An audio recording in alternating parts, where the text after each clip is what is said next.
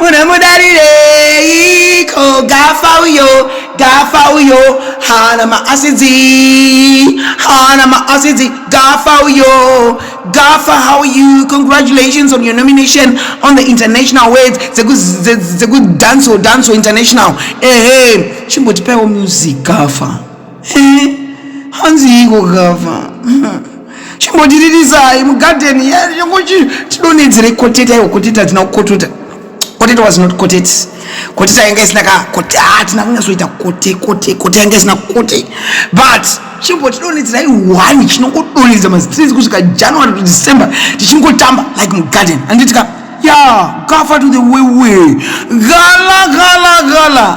gala video wakaita nezuro yei. You know I love you girls. You know Tawanda tell you Dawa. You know I love you Tawanda, but yei zvakadipisa kana kuti Gafa kana zvakadaro haimbe hazvinzwaro manje because Gafa chibaba chako. Yeah, it's a fact, you know, it's a fact. Chibaba chako bururu saka but panonzi pioneers of Zim dancehall, your name is there on top. Gafa's name is there on top.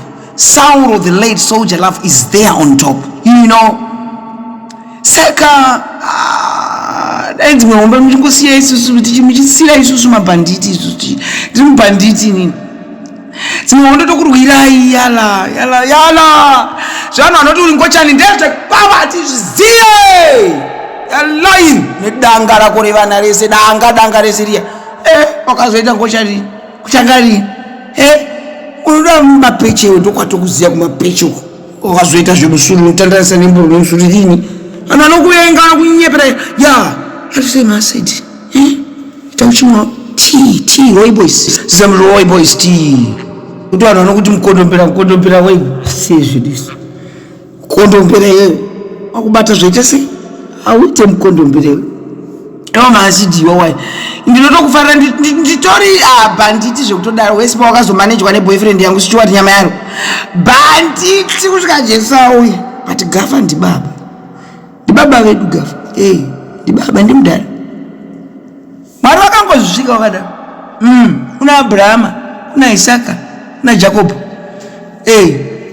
saka Gafa ndiAbhurahama iwe urani uri Isaka saka tinoti chi tinoti Gafa Ndibaba Vedu taura nini Gafa takuti Gafa Ndibaba Vedu ya hatidi kuti tipote tichibuda tichidisrespecta baba vana baba vedu hazvizotipi makomborero izvozvo kaona munhu akutoita international recognition yainauya uri bhururu wangu paubhururu ya mabhururu anoudza nechokwadi but I love you ndiri hangu Mubhanditi asi baba vedu ndiani ndiGafa.